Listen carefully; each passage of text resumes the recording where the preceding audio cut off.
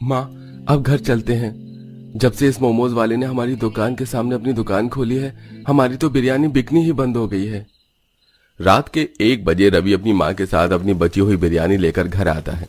अपनी सास और पति की परेशानी देख पायल सहित पूरा परिवार भी परेशान हो जाता है। माँ जी, रवि जी, आज भी हमारी बिरयानी नहीं बिकी, इसीलिए आप दोनों इतने उदास हैं ना। माँ भैया, आप दोनों फिक्र क्यों करते हैं? हमारी बिरयानी फिर से बिकने लगेगी। भला मोमोज से किसका पेट भरा है? एक दिन उसकी नई दुकान पुरानी होगी और हमारे ग्राहक फिर से हमारे पास आ जाएंगे। चलिए अब खाना खा लीजिए। निकिता और पायल रवि और शांति को काफी समझाते हैं और खाना खाकर सो जाते हैं। पर अगली सुबह रवि और शांति हर बार से कम बिरयानी बनाकर मार्केट में बेचने के लिए जाते हैं। सुबह से दोपहर हो जाती है पर सिर्फ 100 रुपए की उनकी कमाई होती है। ये देख रवि बहुत ज्यादा दुखी हो जाता है और अपनी बिरयानी लेकर घर आता है और देखता है कि उसका बेटा स्कूल से अपने लिए मोमोज लेकर आया है और उसे बड़े ही चाव से खा रहा है। ये क्या खा रहा है तू? इस मोमोज की वजह से हमारी बिरयानी नहीं बिक रही और तू वही मोमोज खा रहा है।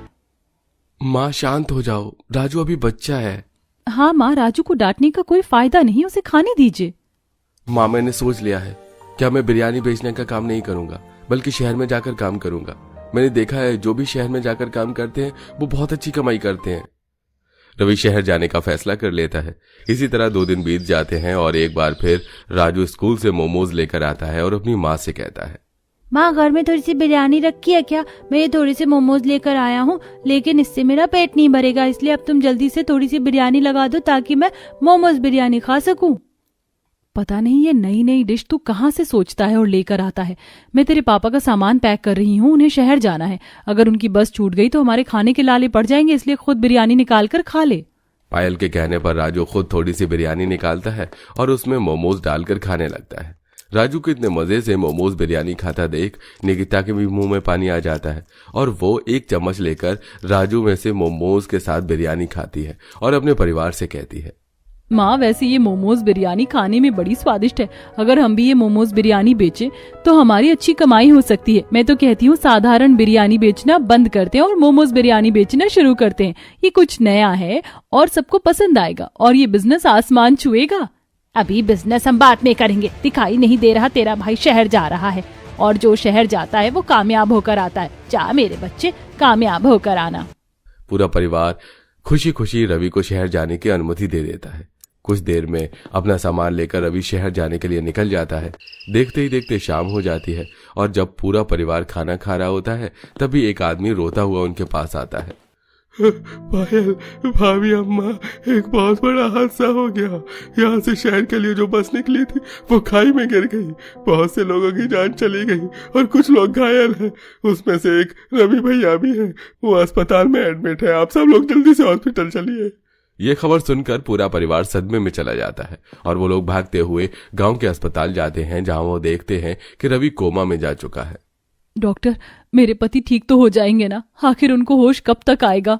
ये तो हम नहीं बता सकते उन्हें होश कब तक आएगा, और आप लोग भगवान से प्रार्थना कीजिए कि उनकी हालत जल्द से जल्द ठीक हो जाए। आप लोग कल इन्हें घर भी ले जा सकते हैं, पर आपको इनका बहुत ख्याल रखना होगा क्योंकि ये कोमा में है। रवि की हालत देखकर पूरा परिवार डर जाता है और वो लोग रवि को लेकर घर आते हैं। इसी तरह 1 हफ्ता बीत जाता है और उनकी आर्थिक स्थिति बिगड़ने लगती है। तभी पायल अपनी सास से कहती है, माँ जी, आपको याद है एक दिन जब राजू मोमोज बिरयानी खा रहा था तो निकिता कह रही थी कि हम भी मोमोज बिरयानी बेचे, तो क्या पता सच में हमारा बिजनेस चल पड़े। हाँ बहू, तू सही कह रही है। अब मेरा बेटा कमाने की हालत में नहीं है, हमें ही अपनी रोजी रोटी चलानी होगी। मैं अपनी शादी वाली अंगूठी गिरवी रख देती हूँ, जो पैसे आएंगे उससे हम काम करेंगे। हाँ माँ, सही कहा। और अगर ऐसी बात है ना तो आप और भाभी बिल्कुल भी चिंता मत कीजिए। मैं माँ के साथ मोमोज बिरयानी बेचूंगी। आप भाभी गर्भवती हैं, आप घर पर रहिएगा। नहीं काजल, तुम अपनी पढ़ाई पर ध्यान दो। मैं गर्भवती हूँ तो क्या हुआ, मैं अगर काम करूंगी तो ठीक रहूंगी। तुम पढ़ाई करो और घर संभालो, बीच बीच में अपने भैया को भी देखती रहना। ठीक है भाभी, पर ठेला तो मैं ही साफ करूंगी। इस तरह निकिता राजू के साथ मिलकर अपना पुराना गंदा ठेला साफ करती हैं और दोनों सास बहू अंगूठी गिरवी रखकर पैसे लेकर सामान लाती हैं और घर में बैठकर मोमोज बिरयानी बनाती हैं। कुछ ही देर में मोमोज बिरयानी बनकर तैयार हो जाती है और दोनों सास बहू उन्हें बेचने के लिए बाजार जाती हैं और आवाज देकर लोगों को बुलाती हैं। आइए आइए मोमोज बिरयानी लीजिए, मात्र 50 रुपए प्लेट। अरे क्या बात है, मैंने तो कभी नहीं सोचा था कि हमारे बाजार में भी मोमोज बिरयानी बेचने वाला कोई आएगा। शहर में बहुत बिकती है, कहते हैं बहुत स्वाद होती है। जल्दी से तुम एक प्लेट लगा दो और एक प्लेट पैक कर देना मेरे लिए। माँ जी ये क्या, मैंने तो उम्मीद भी नहीं की थी पहले ही दिन हमारी मोमोज बिरयानी की बिक्री हो जाएगी। उम्मीद तो मुझे भी नहीं थी। अब चल जल्दी से काम पर लग जा बहू, क्या पता धीरे धीरे ग्राहक आना शुरू हो जाए। अपने पहले ही ग्राहक की एक्साइटमेंट देखकर दोनों सास बहू की भी उम्मीद बढ़ जाती है और पहले ही दिन उनकी सारी मोमोज बिरयानी खत्म हो जाती है और वो लोग अगले दिन मोमोज बिरयानी बनाते हुए आपस में बात करती हैं। माँ कल तुम्हारी सारी मोमोज बिरयानी बिक गई थी, आज तुम थोड़ा ज्यादा मोमोज बिरयानी बनाकर ले जाओ, क्या पता थोड़ी ज्यादा कमाई हो जाए। हाँ माँ जी, निकिता सही कह रही है। निकिता के कहने पर पायल और शांति पहले से ज्यादा मोमोज बिरयानी बनाती है और मार्केट में बेचने के लिए जाती है और आज उनके पास कल से भी ज्यादा भीड़ होती है। आंटी मेरी हाफ प्लेट ही सिर्फ मोमोज बिरयानी लगाना, मैं ज्यादा नहीं खा पाती। आंटी पहले मेरी मोमोज बिरयानी पैक कर दीजिए, मैं काफी देर से खड़ा हूँ। अरे आप लोग फिक्र मत कीजिए, आप सबकी मोमोज बिरयानी आपको समय पर मिल जाएगी। इस तरह दोनों सास बहू जल्दी जल्दी अपना हाथ चलाती हैं और शाम तक सारे ग्राहकों को उनकी मोमोज बिरयानी देकर घर आती हैं और घर आकर पायल अपने पति की सेवा भी करती है। समय यूं ही गुजरता है और एक दिन जब दोनों सास बहू अपनी मोमोज बिरयानी बेच रही होती हैं तो वो देखती हैं कि एक सेठ परेशान अलग अलग दुकानों पर जाकर हलवाई से बात कर रहा था। अरे भाई साहब, अगले हफ्ते मेरे बेटी की शादी है और लड़के वालों की डिमांड है कि मोमोज बिरयानी बनाई जाए। क्या तुम मोमोज बिरयानी का ऑर्डर ले सकते हो? अरे माफ करना सेठ, पर उस दिन तो हम फ्री नहीं हैं। सेठ, पर मैं और मेरी बहू फ्री हैं। अगर आप कहो तो क्या हम आपकी बेटी की शादी में मोमो बिरयानी बना सकते हैं? हमारी खुद की छोटी सी दुकान है मोमोज बिरयानी की, लोगों को हमारी मोमोज बिरयानी बहुत पसंद है और यहाँ के हलवाई को तो मोमोज बिरयानी आती भी नहीं। हमें एक मौका देकर देखो। ठीक है, दिया मैंने तुम्हें एक मौका। अगर तुमने मेरी मोमोज बिरयानी खराब की और लड़के वालों को पसंद नहीं आई तो मैं तुम्हें 1 रुपया भी नहीं दूंगा, पर अगर तुम्हारी बिरयानी लोगों को पसंद आई तो मैं तुम्हें इसका इनाम भी दूंगा। सेठ दोनों सास बहू को एक मौका देता है और एक हफ्ते बाद दोनों सास बहू सेठ की बेटी की शादी में जाती हैं और वहां आए मेहमानों को अपनी मोमोज बिरयानी खिलाती हैं, जिसे खाकर वहां के मेहमान काफी तारीफ करते हैं और एक अमीर आदमी दोनों सास बहू को एक नया ऑफर भी देता है। ये मेरा कार्ड रख लो, मैं केटरिंग का बिजनेस करता हूँ। बहुत सारी पार्टी है मेरे पास जहां पर मुझे मोमोज बिरयानी के लिए हलवाई चाहिए, पर कभी कोई मिल ही नहीं पाता। अच्छे पैसे मिलेंगे, तुम बहुत जल्द करोड़पति हो जाओगी अगर अच्छा काम किया तो। माँ जी, हमने जब से मोमोज बिरयानी का बिजनेस शुरू किया है, इतने बड़े बड़े मौके खुद चलकर हमारे पास आ रहे हैं। दोनों सास बहू इस मौके का हाथ से नहीं जाने देती और इस तरह अलग अलग बड़े बड़े लोगों से डील करती हैं और शादी पार्टी में जाकर मोमोज बिरयानी बनाती हैं और पूरे दिन दोनों सास बहू धूप में खड़ी होकर मोमोज बिरयानी बेचती हैं। इसी तरह 6 महीने बीत जाते हैं और 6 महीने में वो अपनी 3 मोमोज बिरयानी की बड़ी बड़ी दुकान खोल लेती हैं जहां 4-5 लोग उनके अंडर में काम कर रहे होते हैं। ऐसे ही एक दिन, पायल ये किसका घर है और तुम तैयार होकर कहाँ जा रही हो और इतने महंगे महंगे गहने साड़ी, ये सब क्या हो रहा है? रवि जी, आज मैं बहुत खुश हूँ। आपको होश आ गया। आपको पता है आज हमारी निकिता की शादी है। अब हमारा राजू प्राइवेट स्कूल में जाता है और ये घर हमारा ही है। पिछले 7 महीनों से आप कोमा में थे और आपके कोमा में जाने के बाद मैंने और माँ जी ने अपना मोमोज बिरयानी का बिजनेस शुरू किया और आज उस बिजनेस की बदौलत हम इतने अमीर हो गए हैं। और देखिए, हमारी अब एक बेटी भी है और आज आपकी बहन की शादी भी है। अब आप ठीक हैं तो तैयार हो जाइए। सच में मेरे घर लक्ष्मी आई है, मैं बहुत खुश हूँ। और क्या मेरी बहन को सच में शादी है? इतनी खुशियां एक साथ। ये सच सुनने के बाद रवि को अपनी आंखों पर विश्वास नहीं होता। कुछ ही देर में निकिता की शादी हो जाती है, जिसके बाद पायल अपने पति को अपनी मोमोज बिरयानी की 4 दुकान दिखाती है जो कि काफी बड़ी थी और तभी वहां एक अमीर आदमी आकर उन्हें एक ऑर्डर देकर चला जाता है। 5 लाख का ऑर्डर, वो भी सिर्फ मोमोज बिरयानी का। माँ पायल, तुमने वो कर दिखाया जो मैं कभी नहीं कर पाया। पर अब मैं ठीक हो चुका हूँ। अब आप दोनों अकेली नहीं हैं, यह ऑर्डर मैं पूरा करने के लिए जाऊंगा। इस तरह अब रवि भी अपनी माँ और बीबी को इस काम में मदद करता है। लगता है सारी जवानी आटा गूंदने और चाय बनाने में ही निकल जाएगी। इंसानों के घर में रहते हूँ या हफ्सियों के घर, आज तक मुझे ये नहीं पता चला। और रोज रोज 50 कप चाय बनाओ और साथ में ये 150 पराठे, अगर इतनी चाय और पराठे बनाकर लोगों को बेचती तो अभी तक कितने पैसे कमा लेती। एक तो मेहनत करो, ऊपर से घंटा कुछ मिलता है। आरती इतना बोल ही रही होती है कि तभी गैस पर रखी चाय उबल जाती है।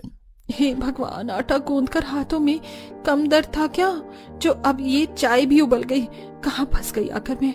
माँ पापा, कोई तो आकर मुझे यहाँ से निकालो। आखिरकार ऐसा क्या कारण था जो आरती को पतीला भरकर 50 कप चाय और 150 पराठे बनाने पड़ रहे थे। आइए आरती की दुख भरी कहानी जानने के लिए कहानी में आगे बढ़ते हैं। आज तो मेरी पहली रसोई की रस्म है। माँ ने मुझे इतना सब कुछ बनाना सिखाया है, क्या क्या बनाऊं समझ में नहीं आ रहा। नई नवेली बहू आरती अपनी पहली रसोई के लिए काफी ज्यादा एक्साइटेड थी।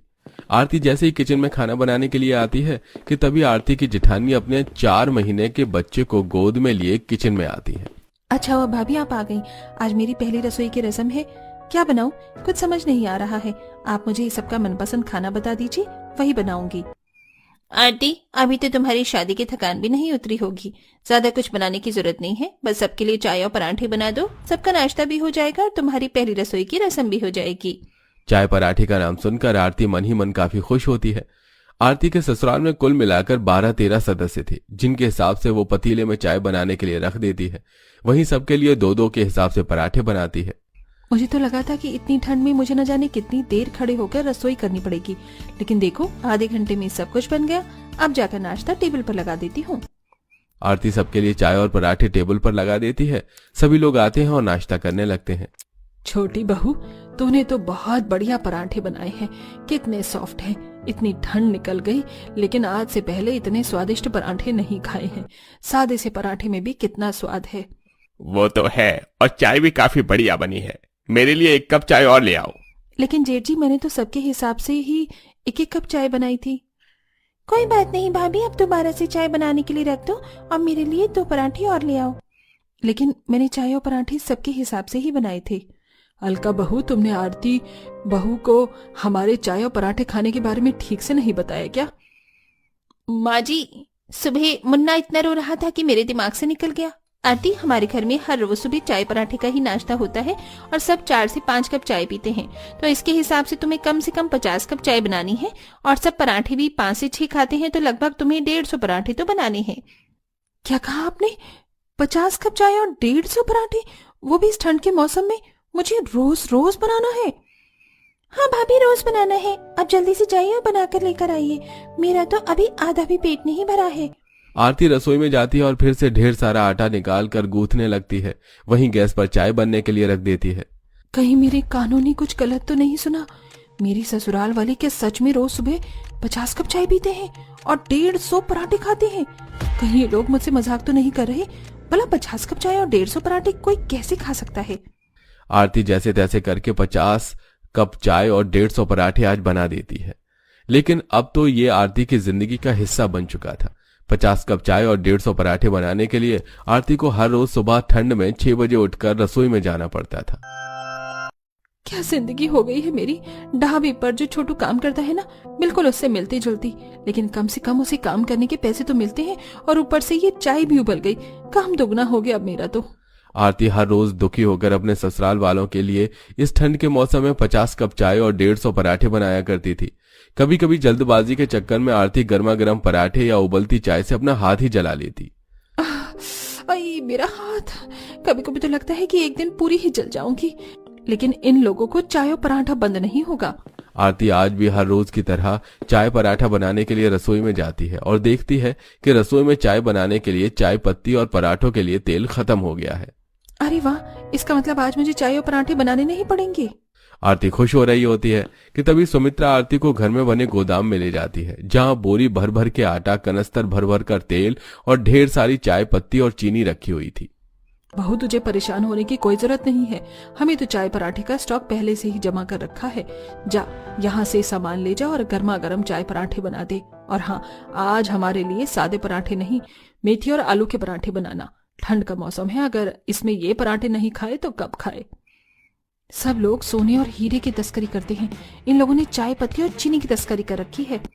आरती सामान लेकर रसोई में जाती है और फिर से 50 कप चाय और 150 पराठे बनाने लगती है। कभी आरती के ससुराल वाले उसे पनीर और गाजर के पराठे बनाने की फरमाइश करते, तो कभी उससे अलग अलग वैरायटी की चाय बनवाते हैं। इन लोगों ने क्या मुझे पराठे वाली समझ रखा है, जो कभी आलू का पराठा मांगते हैं तो कभी मेथी का। ऊपर से इतने सारे कप और प्लेट धोते धोते मेरे हाथ भी सुन्न हो गए हैं। ठंडे पानी में बर्तन धो धोकर आरती के हाथ सुन्न पड़ गए थे। आरती हमेशा अपने ससुराल वालों को ज्यादा चाय पीने और पराठे खाने के नुकसान बताती रहती थी, लेकिन किसी को भी इस बात से फर्क नहीं पड़ता, जिसके चलते अब आरती का सारा गुस्सा उसके पति सुमित पर निकलता है। दूर हटो मेरे से, हिम्मत कैसे हुई तुम्हारी मुझे छूने की? अरे आरती, मैं तुम्हारा पति हूँ, कोई राह चलता आदमी नहीं जो तुम मुझ पर बिल्ली की तरह झपट्टा मार रही हो। बिल्ली की तरह झपट्टा या कुत्ते की तरह कायर हो जाऊंगी, समझी? दूर हटो मुझसे, वरना तुम्हारे घुटने के दोनों कटोरियां तोड़ दूंगी। चलने के लायक भी नहीं छोड़ूंगी तुम्हें। दिन में ससुराल वाले परेशान करते हैं और रात में ये आदमी। आरती को इतने गुस्से में देख बेचारा सुमित उस रात आरती के साथ कमरे तक में नहीं रहता और बाहर सोफे पर जाकर सो जाता है। आरती के ससुराल वाले हर रोज की तरह चाय पराठा खा रहे होते हैं कि तभी आरती के सास ससुर और नंद मीना को गैस बनने लगती है और वो किसी मोटर की तरह बार बार गैस छोड़ने लगते हैं। छी, कितनी गंदी बदबू, ये किसी नाले से भी नहीं आती होगी इतनी जितनी इनके पास से आ रही है। सारे के सारे ससुराल वाले एक नंबर के पदोड़े हैं। मेरे माँ बाप ने तो पदोड़ों के खानदान में ब्याह कर दिया है मुझे। ज्यादा पराठा खाने की वजह से आरती की दोनों नंद के मुंह पर दाने निकल आते हैं। अरे पायल देखो ना, कल मेरे चेहरे पर गिनकर 2 पिंपल थी, लेकिन अब देखो पूरे 4 पिंपल हो चुके हैं। पराठे खाओगे और चाय पियोगे तो यही हाल होगा ना, लेकिन कहाँ किसी को मेरी बात माननी है। रोज सुबह सुबह ठंड में उठने की वजह से आरती की ठंड से अब तबीयत खराब रहने लगी थी। अच्छा, अब बहुत हुआ, अब मुझे कुछ ना कुछ तो करना ही पड़ेगा, वरना एक दिन इन लोगों के लिए ठंड में 50 कप चाय और 150 पराठे बना बनाकर मैं यूं ही भगवान को प्यारी हो जाऊंगी। अच्छा, लेकिन उससे पहले किचन में हीटर ले आती हूँ, वरना पता चला कि आज ही ठंड से मैं टपक गई। आरती मन ही मन अपने ससुराल वालों को सबक सिखाने का प्लान बनाती है। आरती के जेठ जतिन का पेट पराठे खाकर हाथी की तोंद की तरह निकल चुका था, जिसे देख आरती, अरे जेठ जी, आपका शर्ट का बटन तो टूटने को आ रहा है, कितनी तोंद निकल गई आपकी, एक बार अपना वेट चेक कर लीजिए। आरती स्टोर रूम में वेइंग मशीन लेकर आती है। जतिन जैसे ही उस मशीन पर खड़ा होता है तो उसका वजन तकरीबन 90 किलो आता है। वहीं पायल और मीना भी जब अपना वजन तोलते हैं तो उनका वजन भी 70 किलो आता है। हे भगवान, 1 महीने पहले तो हमारा वजन सिर्फ 50 किलो था, एकदम से ये 30 किलो कैसे बढ़ गया? 1 महीने पहले आप लोग गर्मी के मौसम की वजह से रोज रोज चाय पराठा नहीं खाते थे, ये रोज रोज चाय पराठे की वजह से वजन बढ़ा है।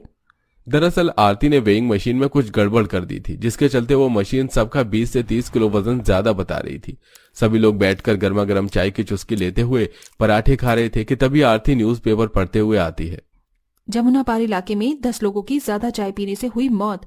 आजकल लोगों की चाय पीने से मौत हो रही है। भला कौन समझाए इन लोगों को, ज्यादा चाय पीना भी सेहत के लिए अच्छा नहीं है। आरती की बात को सुनकर उसका ससुर खांसते हुए मुंह से खून निकाल जाता है। वहीं पर 6 महीने में आरती के सास ससुर और ताऊ और ताई सास का मेडिकल चेकअप होता था। वो लोग जैसे ही अपनी मेडिकल रिपोर्ट देखते हैं तो उनके तो होश उड़ जाते हैं। आप लोगों का तो शुगर लेवल, ब्लड प्रेशर सब कुछ हाई हो रखा है। ये सब ज्यादा कोलेस्ट्रॉल और चाय पीने की वजह से हुआ है। अगर आप लोगों ने अभी भी ये सब बंद नहीं किया तो आप लोगों की हालत काफी ज्यादा खराब हो सकती है। बिल्कुल ठीक कह रही है बहू, ठंड की वजह से हम लोगों ने चाय पराठे की इतनी गंदी आदत डाली कि हम लोग अपनी सेहत का ही ख्याल रखना भूल गए। आरती बिल्कुल सही कह रही है। रोज रोज पराठा चाय की वजह से जब से मुन्नी को दूध पिलाती हूँ तो उसे दस्त लग जाते हैं। अब से कोई भी चाय पराठा नहीं खाएगा। डॉक्टर को पैसे देकर आरती ने रिपोर्ट में भी थोड़ी गड़बड़ी की थी, जिसके चलते अब आखिरकार आरती के ससुराल वालों की 50 कप चाय और 150 पराठे वाली आदत हमेशा हमेशा के लिए खत्म हो जाती है। इसी के साथ अब आरती ठंड के मौसम में सबके लिए नॉर्मल नाश्ता बनाती है।